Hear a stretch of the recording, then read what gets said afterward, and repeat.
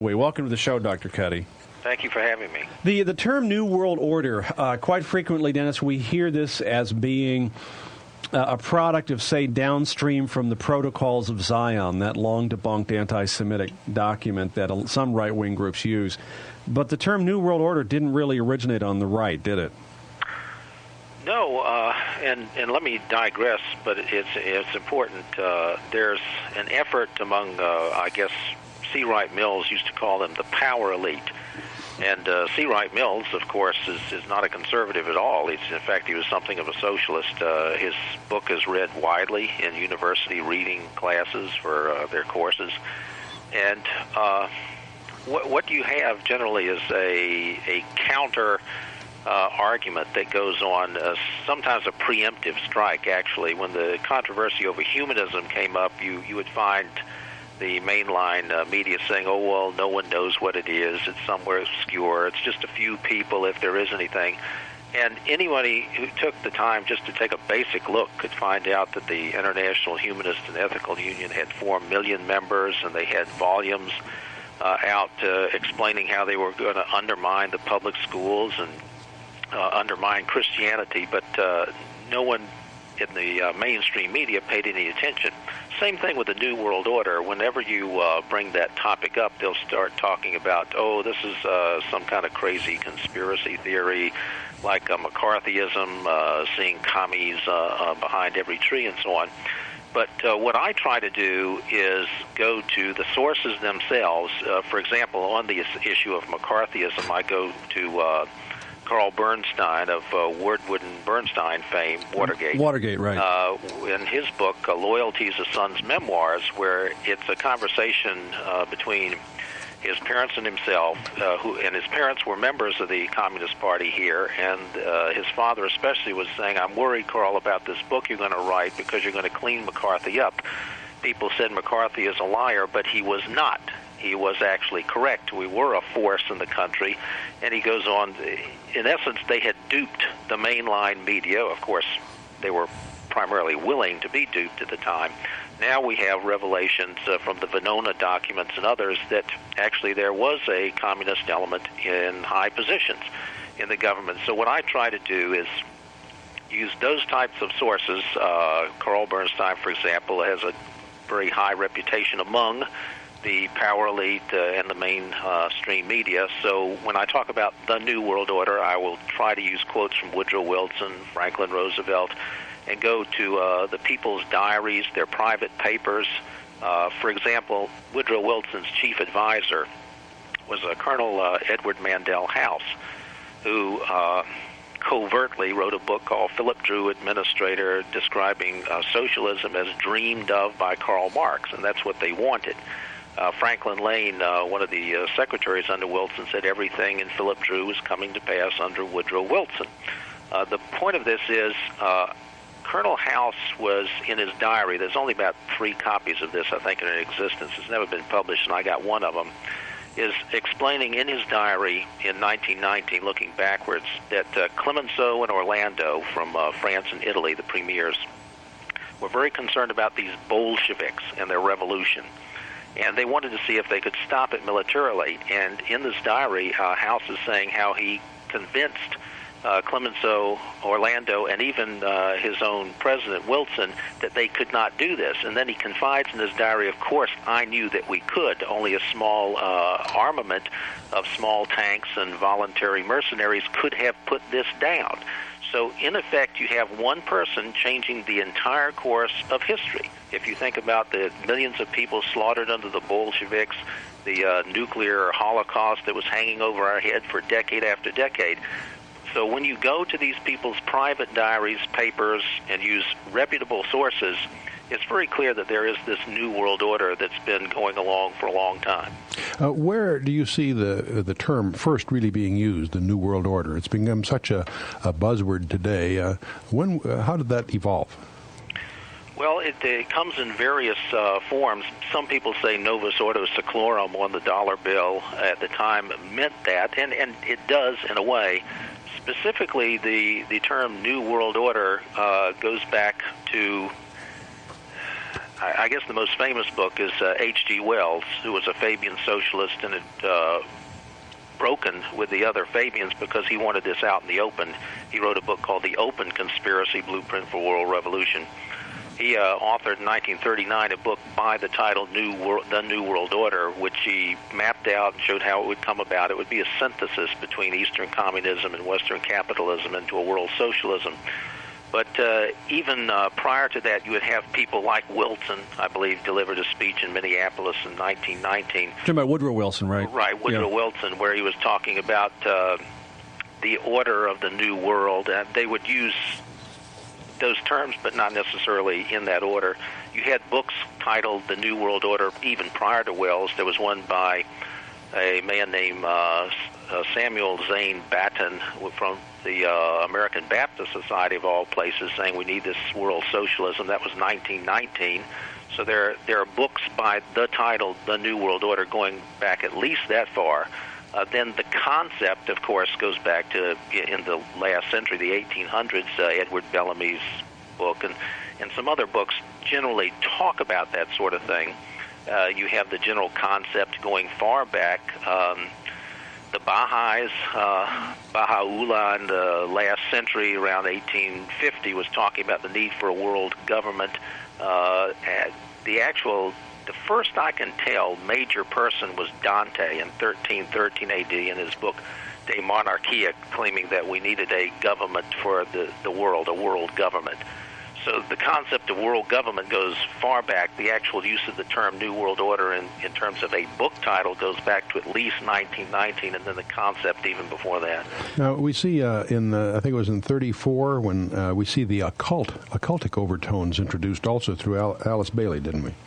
Right. Her going back into the previous century, Madame Blavatsky had been part of the revolutionary element that had come up after the French Revolution and the League of the Just with Karl Marx and so on. And she had joined Garibaldi in the middle of the last century and formed the Theosophical Society. And after her was Annie Besant took over. And then after her, Alice Bailey, whose books were first published around 1921 with Lucifer Publishing Company.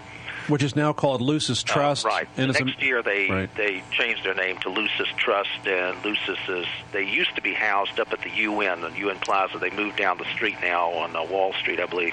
But they would supervise to some extent the UN meditation room and so on.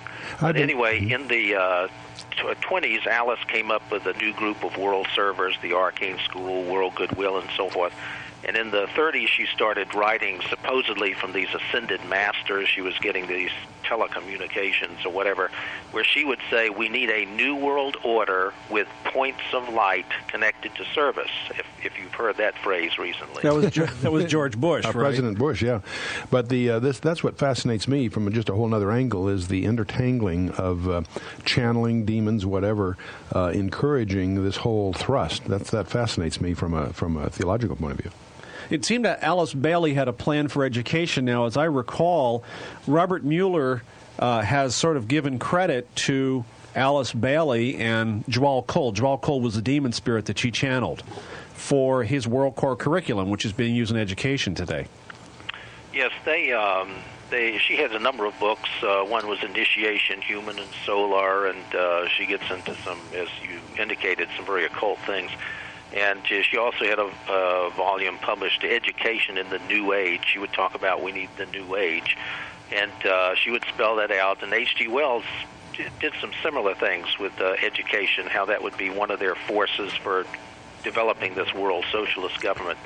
And Robert Mueller, of course, being ever since the 1950s an assistant secretary at the UN, probably was familiar with a lot of this. And so when he developed his World Core curriculum that they have put into what's called the Robert Mueller School, it's down in Arlington, Texas, it says in the introduction of that it's based on the underlying principles of Alice Bailey, which would be from that Djwal Khul ascended master, supposedly. Okay. One of the most fascinating quotes in Dr. Cuddy's research has been from Carroll Quigley's book. Now, Carroll Quigley was Bill Clinton's mentor at Georgetown University. And as I recall, Dennis, President Clinton twice now has paid public homage to Professor Quigley for the influence that the professor had on his life. Is that correct? Yes, and he's delivered a speech at Georgetown prior to his election, and then during his acceptance speech at the Democratic nomination in '92 when he was elected, he singled Quigley out as a great influence on what he'd done. I found out from the biographer, or one of them, of Bill Clinton, that the president still has the copy of Tragedy and Hope on his bookshelf where he lives. Okay, but Chuck, you've got to read this quote. Yes, the quote from the book really sort of gives you an insight. There's so many people, Christian and pseudo-Christian authors and ministries, that are making such an emotional thing about Christians even being aware of these tides and trends, and that's one reason we're trying to focus on this with our guest. But reading from Clinton's mentor, Professor Quigley, it reads as follows, for example. There does exist, and has existed for a generation, an international network which operates to some extent in the way the radical right believes communists act. In fact, this network, which we may identify as the roundtable groups, has no aversion to cooperating with the communists or any other groups, and frequently does so. I know of the operations of this network because I've studied it for 20 years, and was permitted for 2 years in the early 60s to examine its papers and secret records. I have no aversion to it and to most of its aims, and have for much of my life been close to it and to many of its instruments. I have objected both in the past and recently to a few of its policies, but in general my chief difference of opinion is that it wishes to remain unknown, and I believe its role in history is significant enough to be known, close quote. I guess by roundtable group, Dennis, he's talking about the Council on Foreign Relations. Am I correct? Well, let me clarify that. You're basically right, but I'll give you the 30-second history of this thing. Okay. Cecil Rhodes, who formed the Rhodes Scholars, the Rhodes Scholarships, of which Bill Clinton and Strobe Talbot and others were nominated and selected, formed a secret society called the Society of the Elect. It had a circle of initiates and so forth. The Association of Helpers were formed after Rhodes' death by Lord Alfred Milner, and they formed the Round Table groups, which were semi-secret organizations from which in England came the Royal Institute of International Affairs, and in this country, the Council on Foreign Relations. Which was originally the Institute on Foreign Affairs, but they just changed the name. Of which Mandell House was involved as well, Colonel House. Right. Colonel Edward Mandell House was the leading force in setting that up in 1921. That was almost 10 years after he'd set up the Federal Reserve Bank in 1913. Right, 1913, which was a key element, and that, too, was something of a, quote, conspiracy, according to one of the members involved in it. Because they met in secret on Jekyll Island. It was politicians and bankers who met to do this, right? Right. Frank Vanderlip was one of the few people who were on that car, in the box car that went down to Jekyll Island. He said they couldn't use their names. They had to have code names. They couldn't be seen with each other. And he wrote this up in 1935 in the Saturday Evening Post, saying he'd never felt more like a conspirator in his life. Can you give us, we've been talking about history a little, Dennis, can you give us some feeling of more modern, more recent events like NAFTA, GATT, and so forth that are consistent with this whole tide and trend?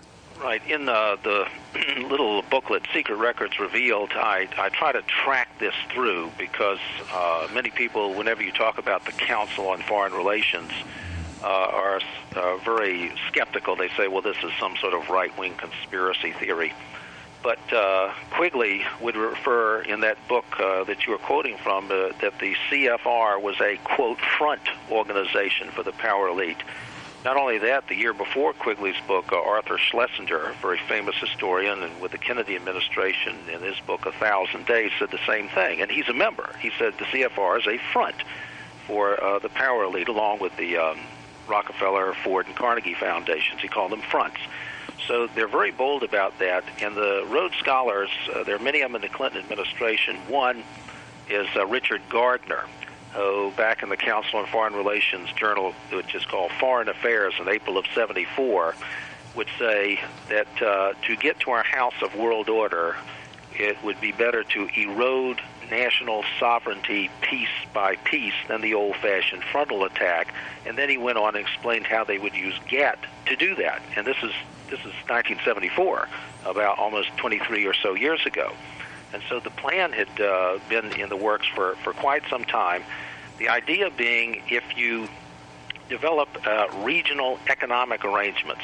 Again, part of Cecil Rhodes' Association of Helpers back in the 1940s, a fellow named Corbett would write about this. You have to develop regionalism first, regional economic entities first, before you can then have a world economy, and then you will say the world economy must be managed by a world government. It was a step-by-step strategy which has been going on for many, many decades. The plan has been laid out, and NAFTA and GATT are tremendous parts of it, because then what you do is you shift people's loyalties from their nation to their economic interest, which may lie in these, let's say, NAFTA, and then APEC and the Asian Pacific and the European Community. And therefore, in terms of socialism, you would find the phrase applicable, workers of the world unite. We become workers. And you find the schools today going into the outcome-based education, school to work, because they're preparing students, you'll hear this phrase, to compete in the global economy. Right. So you transfer people's thought processes to this global development that's going on, and therefore they're no longer seen as extremely loyal to their nation. We even saw this, I think, manifested in the State of the Union address recently, where President Clinton, throughout that speech, speaks of global this and global that. And that's one reason we wanted to sort of bring all this out for our listeners, is because there is a view being promoted that somehow an awareness of these things suggests that you're some kind of extreme right conspiracy buff, when in fact it's just one of being aware of a manifest tide that's even using just the writings of the left, not the right, to understand what the agenda is and what its manifest destiny would appear to be. Is that fair, John? I would say so. Dennis, we've got about 2.5 minutes left. Why don't you tell us about Strobe Talbott? This one's sort of unique. Well, Strobe Talbott is a Rhodes Scholar roommate of Bill Clinton, who wrote in the summer prior to Clinton's first election that perhaps national sovereignty is not such a great idea after all, and that the case for world government is clinched. He wrote that in Time magazine. And after that, he received a Global Governance Award from the World Federalist Association, and President Clinton wrote a congratulatory letter to the WFA saying that he thought this was a fine selection of Strobe Talbott, and Clinton noted that their previous president, Norman Cousins, had worked for world peace and world government. I mean, he specifically used that term, and he concluded the letter by wishing this organization, quote, future success. Their sole reason for existence is to have a world federal government. So we have this support. Another Rhodes Scholar, Robert Reich, to pick up on what Chuck said, wrote in a book, I don't know what an American company is anymore. You're all primarily multinationals. So I try to use their own words to demonstrate what we're talking about. That's an interesting example you use, because I used to be a senior executive with the Ford Motor Company, One American Road, Dearborn, Michigan. I left Ford at the end of the 68, 69 time period. And when I left the Ford Motor Company, over half their assets were outside the United States. In other words, these multinational corporations aren't just exporters, importers. They're ones that legally, structurally straddle borders. And I think that's another dimension to all of this. But another word has come up here, John, that you mentioned very briefly. You notice the word has shifted from New World Order to global governance. Right. You mentioned that, but I'd like to really emphasize that for our listeners, that the buzzwords are shifting. And can you comment on that, John? Well, New World Order became a liability. I think what surprised everybody, and I think Dennis will back me up on this, is that when President Bush first began to say New World Order, most people in the public said, what's a New World Order? For those of us who've been following the history of it, we fell off our chair because he was using it in public. Not only was he doing that, he was quoting from Alice A. Bailey, whom is a known occultist. So this set up red flags real quick, and a lot of us were quick to jump on that. So it became a liability within about 2 years. And now the slide is to global governance. And you notice how it's a slight twist, Dennis, and I'm sure you could elaborate on this, the fact that they will say, well, we're not doing global government, we have global governance. Well, how do you have governance without some kind of legal structure intact? And that's ultimately what we're talking about at these United Nations summits now. Trying to soften it with the idea of a federated collection of nations and that sort of stuff. It's like Dr. Cuddy said, we talk about the we have to be prepared to compete in the coming century. Clinton is now repeating this mantra over and over again. You'll hear other mantras in education, such as the school to work, lifelong learning. That's the next buzzword you'll hear. And it sounds good, but it doesn't mean that. Speaking of education, Chuck, there were 3 prongs to this whole New World Order we're talking about. Yeah, Yeah, exactly. We generally see three legs on a stool, one being political, one being religious, and one being education. We've talked a lot about the political thing, broadly speaking, but let's focus a little on the education side of this thing. Can I talk? Let me pass the ball to you, Dennis. Okay. Previously, I mentioned Cecil Rhodes. The idea in his particular plan, now there were others. There are the Fabian Socialists, and that's a whole other track, but was to have key people within about 3 or 4 decades penetrate the areas of politics, economics, journalism, and education. And the idea would be they would credential individuals who would then become published heads of universities, and they in turn would open doors to the right type of people, namely globalists, that they wanted in key positions. You would find that in terms of American education specifically, John Dewey had been head of what's called the League for Industrial Democracy. Previously had been titled Intercollegiate Socialist Society. And during the 1920s and 30s, they moved very quickly and talked boldly about collectivizing America. Laissez-faire capitalism would have to go. We need to develop a new social order. And it hooked in with religion as well, because Dewey was a co-author of the first Humanist Manifesto in 1933. What they were trying to do is shift from the cognitive academic basics, reading, writing, math, to the social areas, affective social relationships, because that's important to socialism, the group rather than the individual. In today's terms, you have cooperative learning under outcome-based education, so they're pushing this along. They had gotten pretty much control of Teachers College at Columbia University and several other key schools. They would set up what was called the Educational Trust in 1915. Shortly after that, the head of the NEA, George Strayer, would say, give them the axe if they don't do what we want them to. And they had developed a real network so that they had placement barons to be sure that their type of people were in key positions. And they had, by the 50s and 60s, gotten control right down to the school level, so that in the 60s is when you saw the shift from the cognitive to the affective. Right. Social promotions started coming, grade inflation, discipline problems, and then they moved into the 70s into what the humanist Sidney Hook called battle of indirection.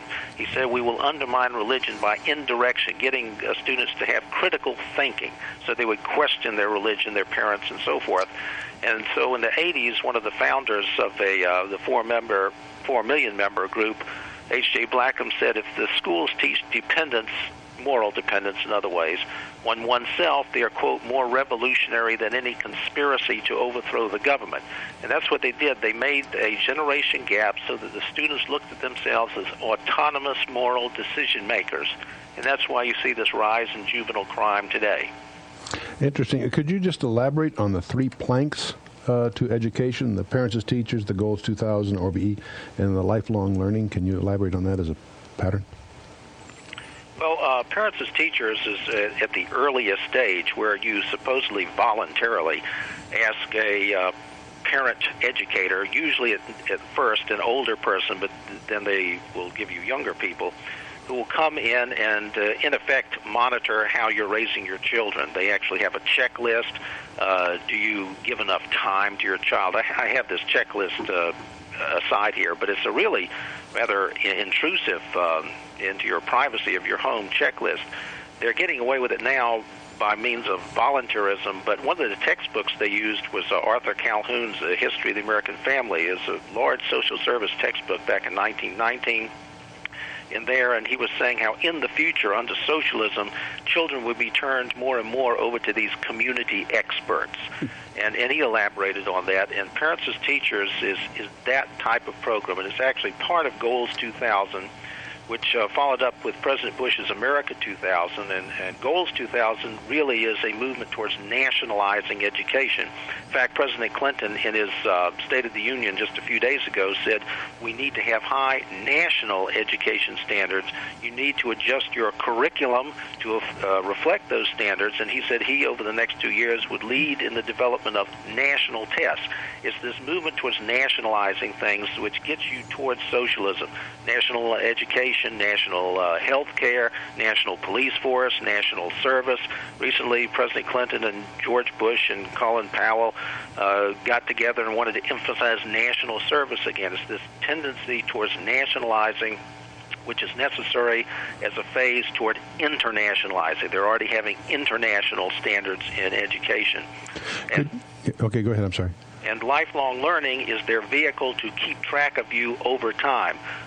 Mark Tucker, for example, with the Carnegie outfit, said to Hillary Clinton, a board member, that he'd just come out of David Rockefeller's office and they were celebrating Bill Clinton's victory because it would give them a chance to put in place their human resource management system, monitoring people, students, everybody, from cradle to grave, the same system for everyone. And so lifelong learning allows them to say, well, we need to track you throughout your whole life.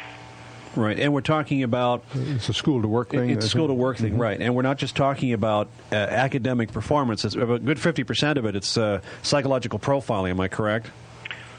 School to work is your skills development, your capability of working with others, and to that extent it gets into your psychology.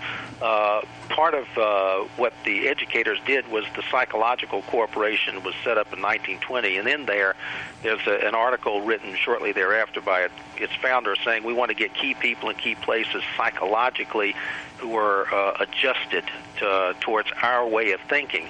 And later on, I got the private correspondence that they had between themselves and the first governor's school in the nation that I happened to attend back in '63, and they said we want to keep files on these people, monitor, track, and so forth. It's this grand experiment which goes through Tavistock in England and the National Training Labs, which was set up by the NEA in 1947 and later produced a book called Issues in Human Relations Training, where it refers to their sensitivity training as, quote, brainwashing, quote. So there's a whole pattern here. How is the link from there into globalism itself? Are there overt efforts to condition people to think as global citizens and to diminish patriotism? Sure. You have the NEA, for example, 40, 50, 60 years ago, editorializing that we need a world government. There's that sort of thing. Then you have UNESCO being set up with the first Director General, Julian Huxley, saying that we'll get people conditioned to think about eugenics down the road. They're not ready now, but we'll get them to do that. And he was one of the hardcore Fabian socialists at the time. UNESCO put out a series of books called Toward World Understanding, which said you really need to play down nationalism and emphasize internationalism if we're all going to live in peace and harmony. Now, what they try to do is not a direct assault, just like Richard Gardner would say, erode piece by piece, and Sidney Hook said by indirection. You want people to slowly adjust to this voluntarily. So what you might find internationally is that we would drastically reduce our military. That would force us to join in with these various peacekeeping efforts. And so about a year or so ago, Americans for the first time were put under foreign commanders, UN commanders. You might have an outcry against that, just like you might have people outcrying against sex ed. But very slowly, because they control the process, they will get their way. In education, you might not like a superintendent. Even if you get rid of that superintendent, the next one has to be credentialed by the same people. So they control the process. So even when you think you're succeeding because of this process control, they really have a grip on you. That really was dramatized to me, at least, some time ago when this young airman, Michael New, was court-martialed for refusing to take a UN uniform. He's perfectly willing to serve whatever they want him to do, but he wanted to do an American uniform because he signed up for the Constitution, not the UN. And he was court-martialed, discharged from the service, and we were startled by that, dramatizing it. The other thing that hit me recently is I was traveling through Europe. I discovered when you check out of a hotel, they ask your permission to deduct add $1 to your bill to ship to the United Nations Children's Fund. Now, I'm not against children, but I was really disturbed that it's a delete option. In other words, unless you object, they, whether it's a rent-a-car or whether it's a hotel, if you're traveling, they have a little implied voluntary tax in favor of the so-called UN Children's Fund, whatever that really is. Who knows? But and I'm always fascinated how they even at Halloween tried to use this UNICEF thing, this whole tide we see in perhaps subtle ways, but it's really surprising. I'm beginning to understand why David Breese, when he wrote his book, The 7 Men Who Rule the World from Their Graves, neat little book, points out, he includes, of course, John Dewey as one of these guys whose really roots here underlie much of what we've been talking about. And one reason we've spent this week talking about this is to try to offset the deliberate misinformation and disinformation be promoted by not only the pagan left, but also by Christian and pseudo-Christian authors and even some ministries that are promoting falsehoods, really, among the Christian body, and in so doing also are besmirching a number of the Christian leaders. And we felt the one way to deal with all of this is to go proactive and just let's get the truth out about the background of what glibly people call the New World Order or the tide toward global governance. It goes by several labels. This is not the myth of the wacko right. This is really the agenda previously hidden but now quite manifest of the pagan left. Right. So it's becoming interesting because as it bursts forward, and I don't know where I got this quote, but they said when the New World Order finally would make its last dash for the finish line, it would have to do so naked because it would have to throw off all of its clothes, be seen for what it really was, and then run like heck to make it there before anybody tackles it. See what I'm saying? That's very graphic, John. Very graphic, and I think that's pretty much where it's at, because right now... All the Freudians in our listening audience are taking notes, John, but go ahead. Don't tell me I'm XYZ retentive, all right? We'll do that. So anyway, earlier in the week, we talked about the 3 prongs of this New World Order. The term New World Order, we went through the history of that. We showed that that didn't come from the right. It's been used hundreds of times by people promoting global government. There's a political arm. We dealt with education yesterday, and today I know Dr. Cuddy wanted to look at religion. Yeah, I'd like to have you talk about that, Dennis, if you would.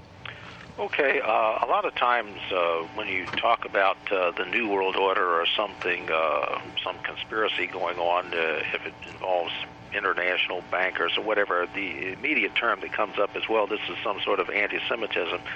But actually, the leading people, if you begin a century ago, Andrew Carnegie, John D. Rockefeller, J.P. Morgan, and others, were not Jewish at all.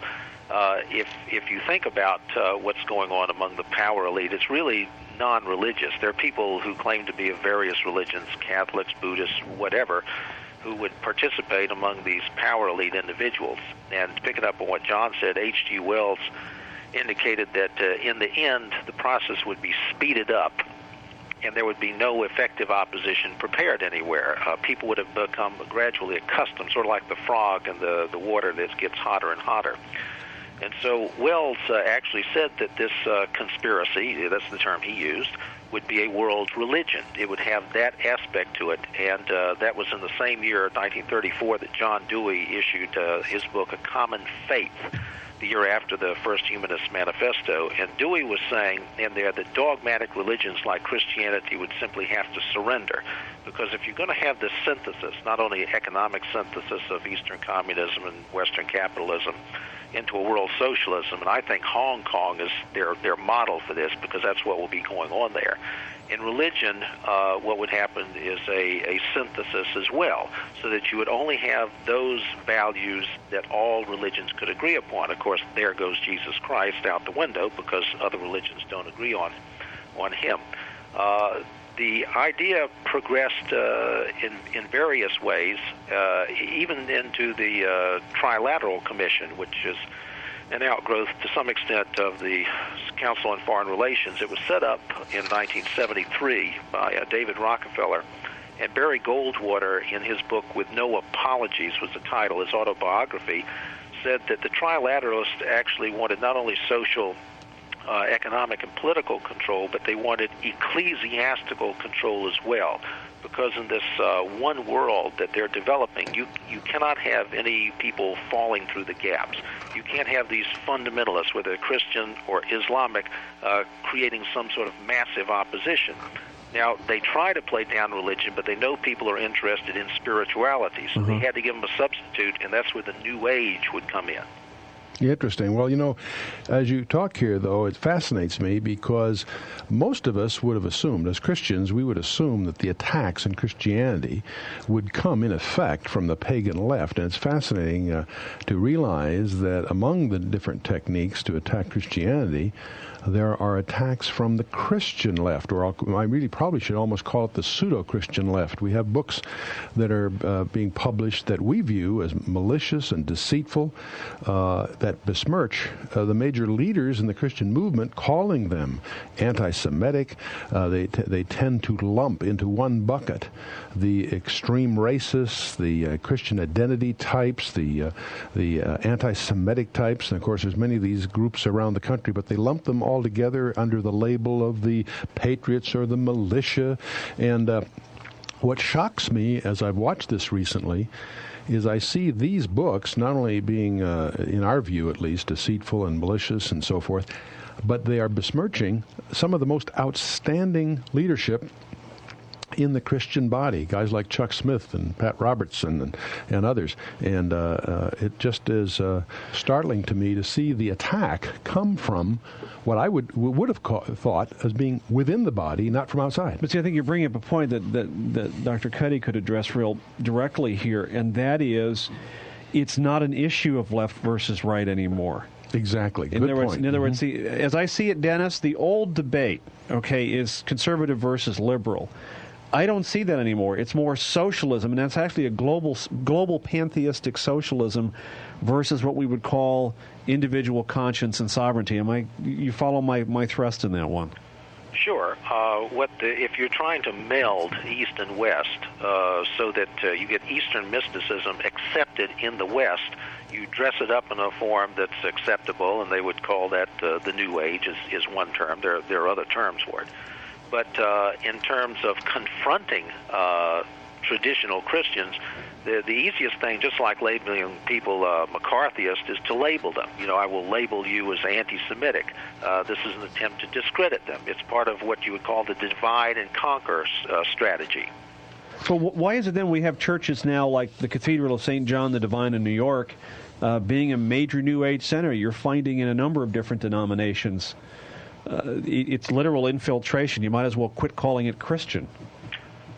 Right, but it's gradual, and it's like Sidney Hook said, by indirection, so that you would have the Temple of Understanding, for example, in the early 60s, that people of many, many faiths saying, well, this is a wonderful thing, because they talk about world peace. Isn't peace wonderful?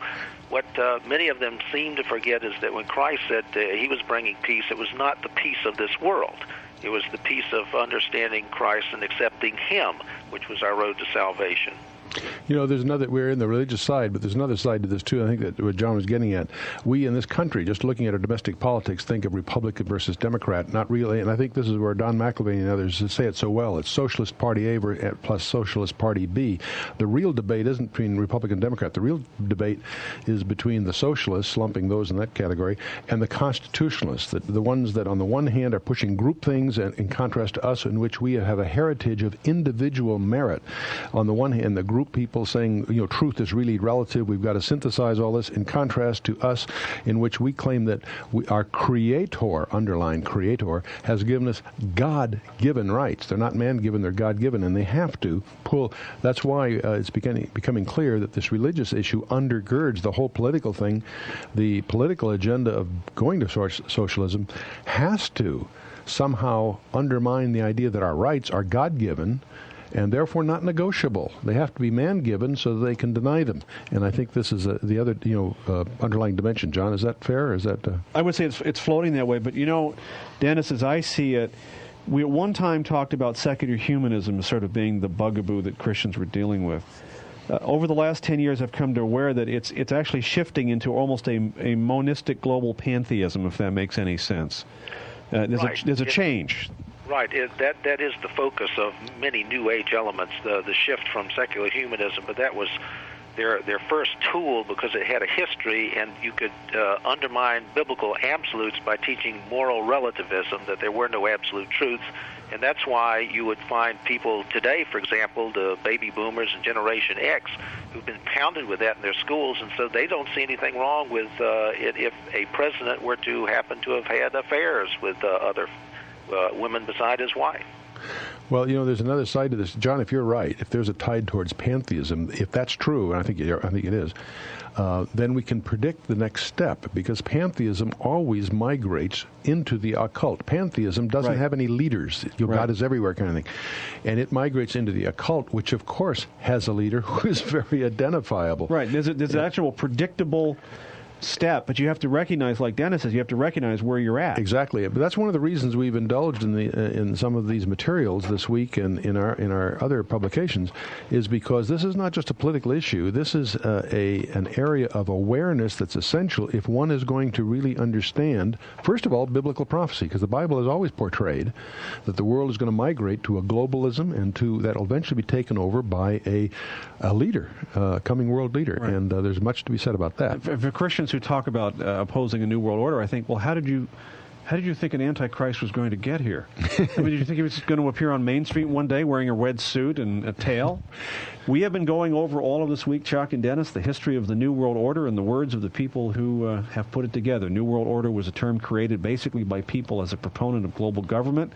It was used as late as just a few years ago, as a matter of fact, until it became actually a political liability. And on July 18th, and this was in the Los Angeles Times of 1993, Henry Kissinger was saying concerning NAFTA, what Congress will have before it is not a conventional trade agreement, but the architecture of a new international system, a first step towards a new world order.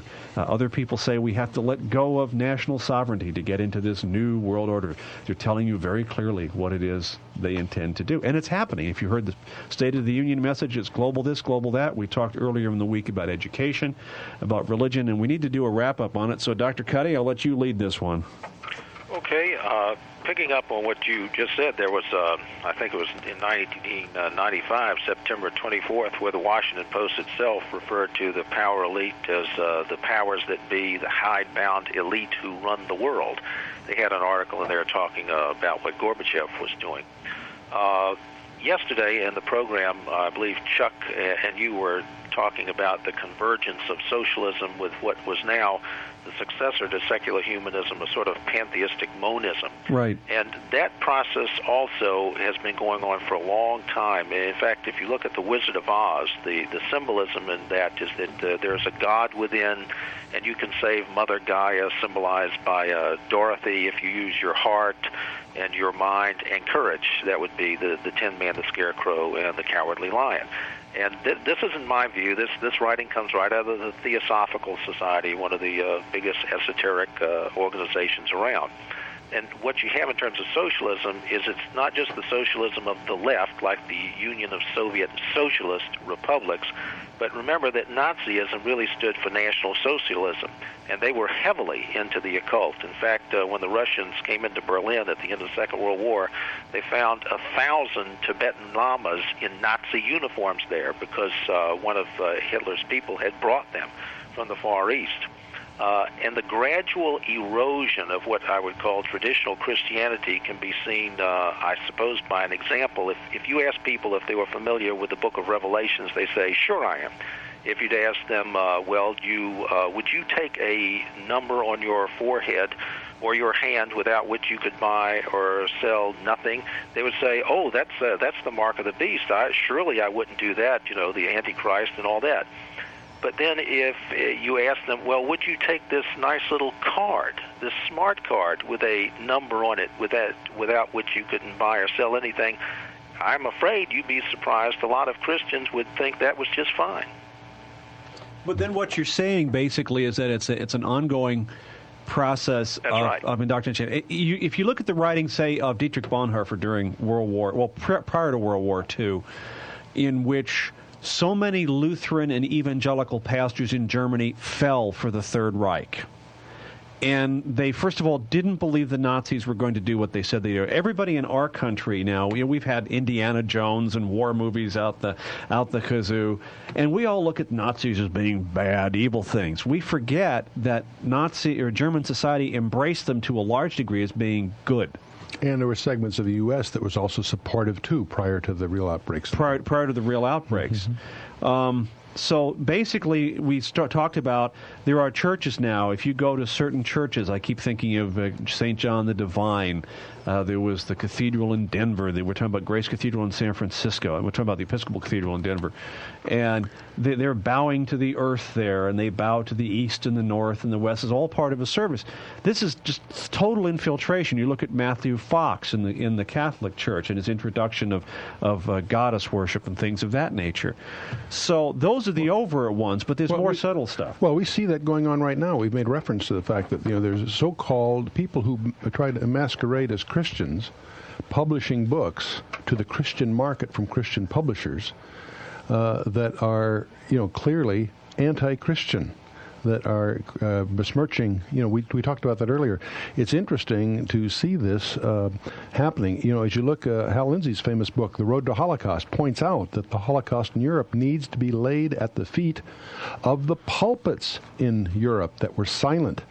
The church got duped. The church, and I see a real analogy between the ineffectiveness of the church community in Germany during the Holocaust period, and I see the same thing happening today. There are pulpits in America where pastors are sort of arguing that our kingdom is not of this world, and almost preach an attitude of ignorance toward what's happening in this country. I'm not saying that we should go towards political activism necessarily. I'm saying that we should at least be aware of what's going on and not label people who are sounding the alarm concerning the erosion of our heritage as some kind of wacko nuts, but really one of being the watchman, if you will. But in the light of that, though, Dennis, if we were to what just Chuck said, I think the reason a lot of the inaction is taking place is a gradual process of brainwashing in the media. We can lay that one at their feet. Sure, and you see various films. There's a good one called Question 7 that's put out, I believe, by some Lutheran organizations. It takes place after World War II when the Soviets are actually coming in, but it's the same thing Chuck was talking about. It's an award-winning film. It's very good.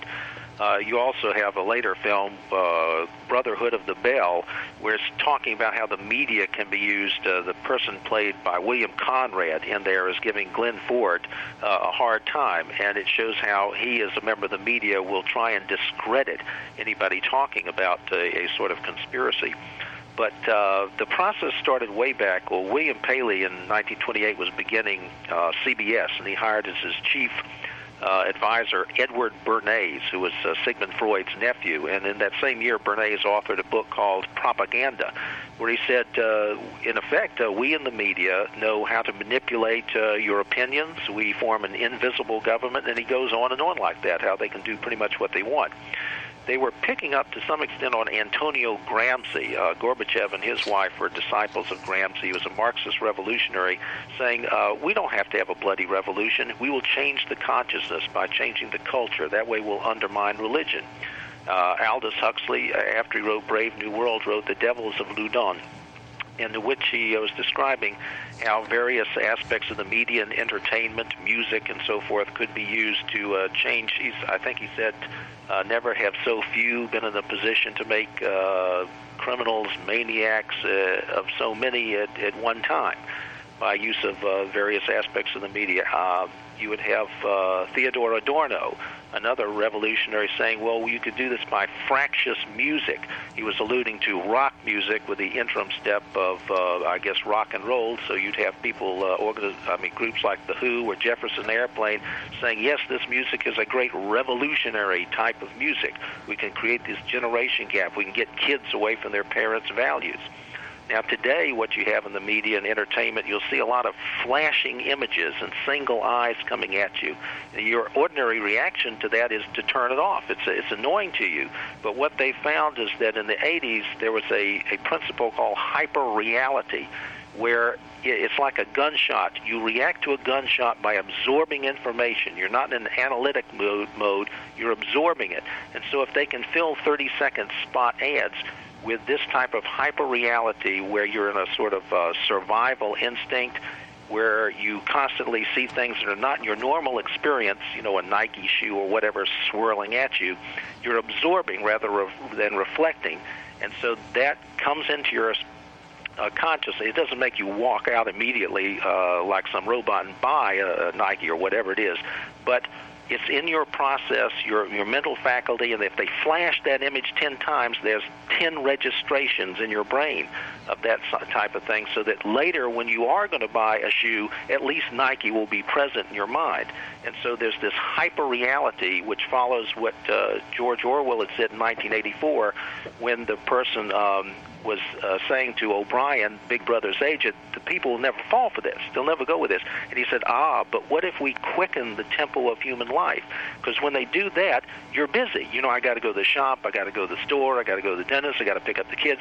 And you're so busy that you're never able to sit down and reflect on what they're doing to manipulate you.